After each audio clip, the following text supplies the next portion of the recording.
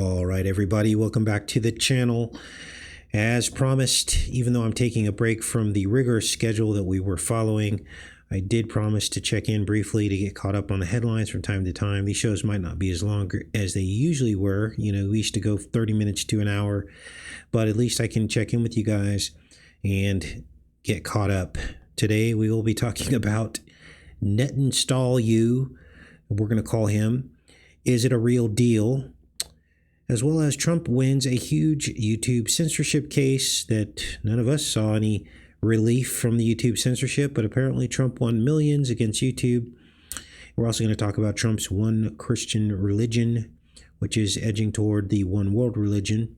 And, of course, Ghislaine Maxwell is now having her case reviewed by the Supreme Court.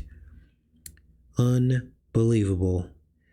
Now, a few days ago, we thought that maybe this whole Charlie Kirk thing was basically all about bringing all the Christian denominations under one umbrella. We saw some strange patterns with the Catholic connection and now the Mormon connection to Charlie Kirk and his wife, and him attending mass and, you know, praying the rosary and some other things he had done, and his wife having Catholic roots.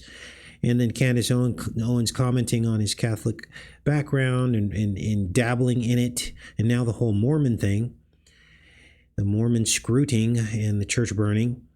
And it's starting to feel like this is going to be the case. They're somehow going to wrap all of the Christian denominations into one, as now Trump is declaring the Mormon scrutiny as an attack on Christians. Now, this all sounds good, right? We're supposed to have unity as Christians, but the problem is that one glaring elephant in the room, which is why the denominations came about to begin with, because of stark differences in doctrine. And to some of the denominations, some of these doctrinal differences are huge. So huge that some might even consider some of these other Christian religions not to be Christian at all. Now, the prime example would be the difference between Catholics and Protestants. Many Protestant religions teach that Catholicism is the world false religion, which is almost worse than not believing or not being a Christian at all. So, now I'm not here to debate all this. I have my own personal beliefs and feelings about all this, but what I am here to say is that the goal seems to be to unify the different denominations together. At least these are the beginnings of it, which of course would begin to fulfill biblical prophecy of a one world religion. They're already declaring war on the Muslim religion and other religions outside of the Christian religion. And if they were to eradicate those religions, which would probably be nearly impossible because there are so many Muslims in the world, but they seem to be trying, right? Then there would only be the Christian religion, and it would be all under one banner, is what seems to kind of be happening. And you have to wonder if this turning point isn't the infancy of this one Christian religion. Well, I guess this all remains to be seen. But Trump declares the shooting at the Mormon church in Michigan appears to be yet another targeted attack on Christians. So we're going to have to see how all this shakes out. Now, let's hop into some of these other stories. The royal family is in trouble over this Epstein thing. This time it's centering around Fergie, as it seems they seem to be describing here from these Epstein files that Fergie was pimping out her daughters to Epstein. This is unbelievable. Let's read this. This is shocking, you guys. Princess Beatrice and her sister Eugenie, gosh, it sounds a lot like eugenics, doesn't it? Were 9 and 8 years old, respectively, when they first encountered Jeffrey Epstein, whom their mother reportedly referred to as Nice Jeffrey.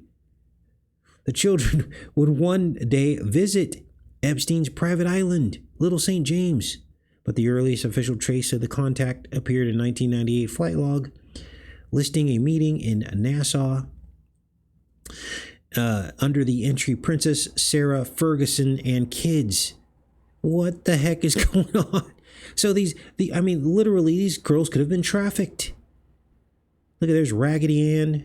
Over time, Epstein wove himself ever more tightly into the fringes of the royal world. 2006, he and Ghislaine Maxwell and names like Harvey Weinstein attended Beatrice's 18th birthday celebration at Windsor Castle. It was a stark sign of how successfully Epstein embedded himself in elite circles, including those surrounding the royals. Unbelievable.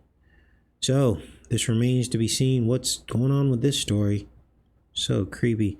Now, let's take a look at this next story here. Trump and Netanyahu are now pretending to have a plan to end the war in Gaza. And the plan involves allowing the Palestinians to stay? Wait a minute. Wasn't it just 3 months ago that Trump released that AI-generated ad campaign about a hotel plan, and it was all covered in gold, the new Mediterranean Riviera, and the whole plan was to rehouse all the Gazans and not let them come back after they rebuilt it? So what happened to all that? Well, if you haven't heard yet, Israel is in some hot water. And I don't know how all this is going to shake out, but much of Europe is making Israel talk to the hand. They're making them kick rocks. Israel is losing business deals. Netanyahu was shunned at the UN during his speech. Many countries walked out. And there's even a Wikipedia Gaza genocide page that I looked up. So the cat's out of the bag, and they're basically, it feels like they're taking out as many people as possible so they don't have to rehouse them or deal with them under the guise of we're rooting out terrorism. So now all of a sudden they're pretending to care? Now I don't buy this for a minute. Let's read this. Trump and Netanyahu say they've agreed on a plan to end the Gaza war. Hamas is now reviewing it. Look at this. Look at this. These guys look like they're serious about this. I don't think so. President Trump on Monday laid out a 20-point proposal supported by the Israeli Prime Minister Benjamin Netanyahu that would end the war in Gaza and free remaining hostages, leaning heavily into conditions that Hamas has previously rejected. U.S. President, who has become increasingly frustrated by the bloody conflict, seems to be betting that the militants are now so decimated that they have no choice but to accept what he and Netanyahu are framing as a last best offer. If Hamas rejects your plan, Mr. President, or if they supposedly accept it and then do everything to counter it, then Israel will finish the job by itself. So this is just a setup. They're setting this up to finish the job. They'll say they tried, and then they're going to give impossible conditions to the ceasefire or to the negotiation that they know that Hamas will never accept, and then they'll just finish it. And this will be the excuse that they'll give. They'll say, we tried. Now we've got to annihilate everything. Netanyahu said after meeting with Donald Trump at the White House, this can be done the easy way or it can be done the hard way, but it will be done. Qatar's Prime Minister of Egypt's intelligence chief presented Trump's proposal to Hamas negotiators, who are now reviewing it in good faith. According to a person familiar with the matter, the person was not authorized to comment and spoke on the condition of anonymity. The Palestinian government in the occupied West Bank said it welcomed Trump's plan to end the war and pledged to implement the reforms called for in his plan and the blah, blah, blah. So we're going to see how all this shakes out. Again, just unbelievable. Now here the clown show continues as Netan-Stall-hu now says that the U.S. strikes were never intended to destroy Iran's nuclear arsenal. What? Wait a minute. Trump says we annihilated their nuclear arsenal. There's nothing left. We have debilitated Iran's ability to create nuclear weapons. Let's read this. Israel Prime Minister Benjamin Netan-Stall-hu, during an interview on Fox News on Sunday morning, said the U.S. strike on Iran's nuclear facility during a bombing mission in June was not intended to destroy Iran's nuclear stockpile. Okay. Wow. Anchor Jackie Heinrich, in her first week leading the new program, The Sunday Briefing, asked Netan-Stall-hu about recent comments he made at the United Nations where he said Iran's nuclear stockpile must be eliminated. So are you saying, sir, that not all of the enriched uranium was destroyed during the 12-day war or by strikes by the B-2 bombers? Heinrich asked him. Netanyahu confirmed this is the case, and that Israel understood as much going into the June bombing mission and immediately after it. No, we knew that in advance. Okay. In fact, our whole plan before and after the United States decided to join us took into account what we wouldn't get. Those 450 kilograms of enriched uranium. We knew that. Okay. Welcome to Clown World, you guys. Now, this story has me upset.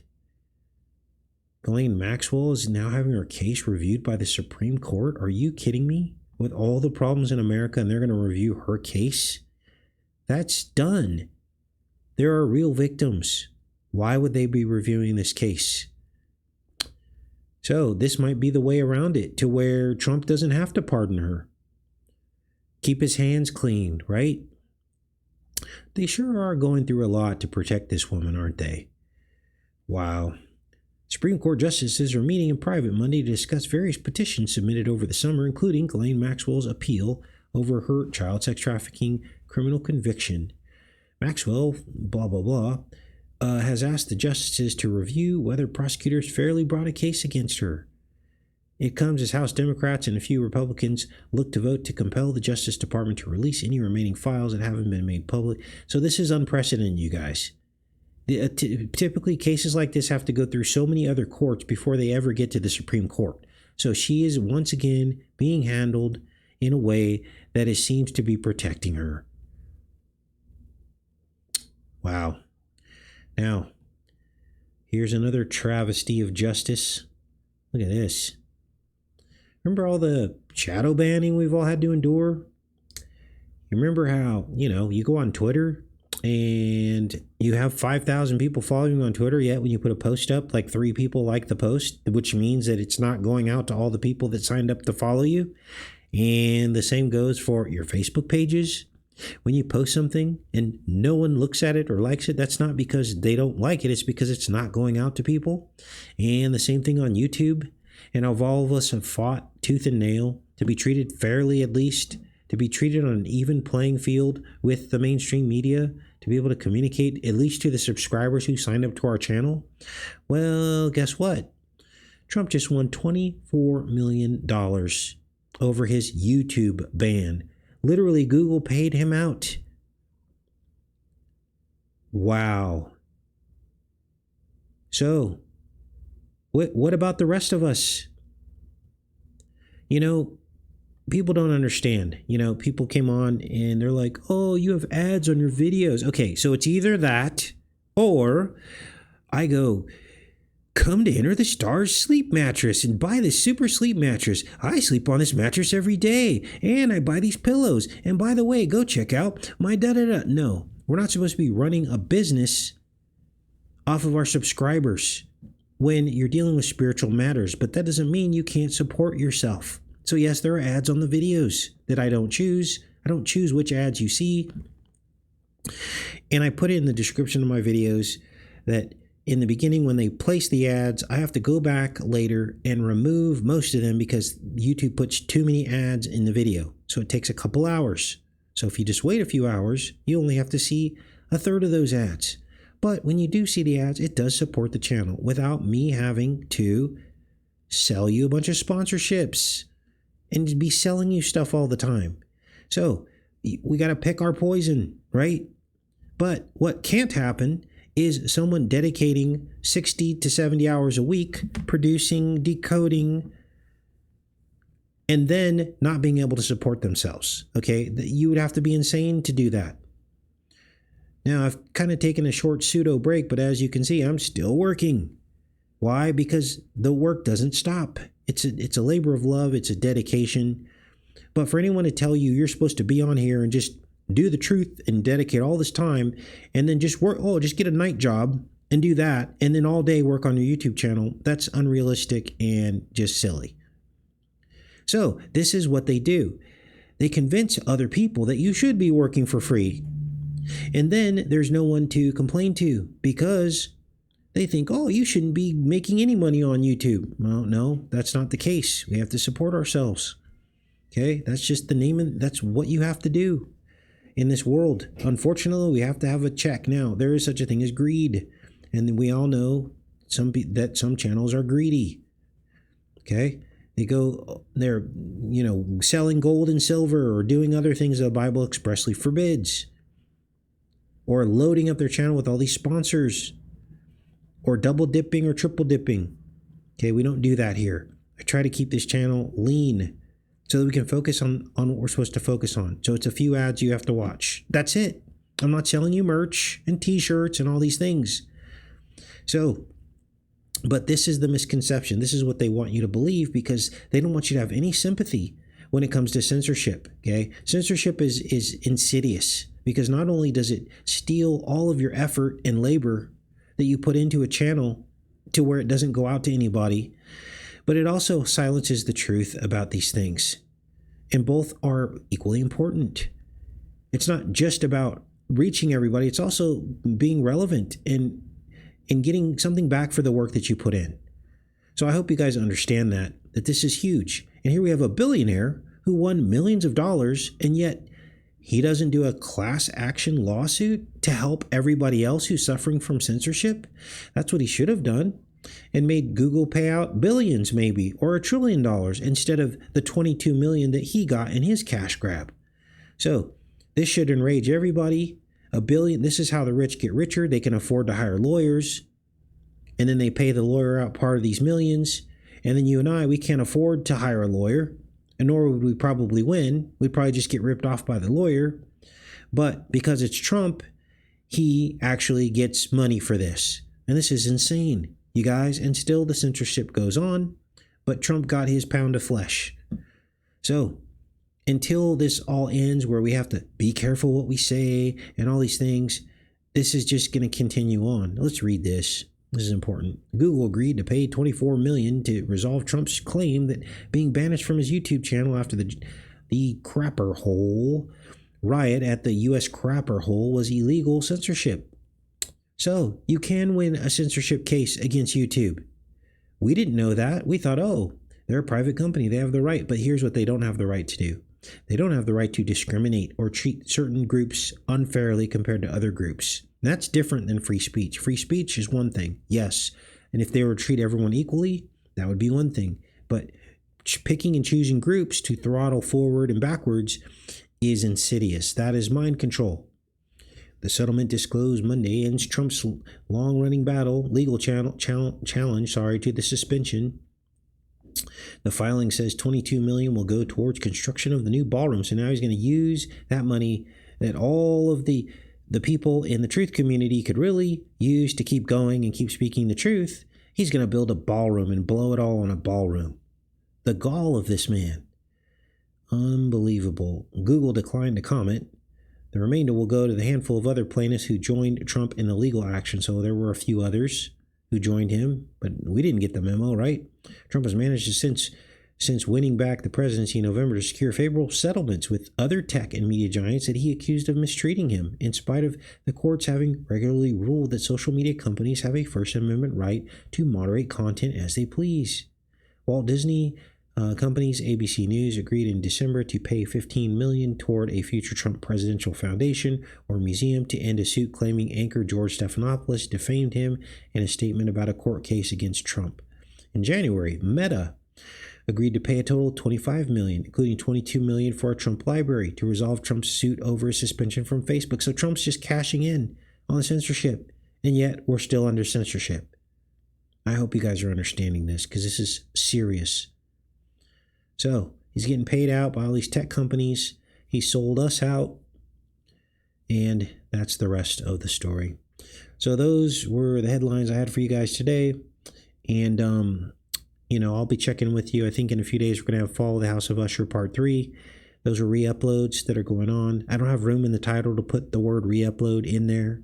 So if it's the wrong day of the week that I'm speaking about, that means it's a re-upload. Okay?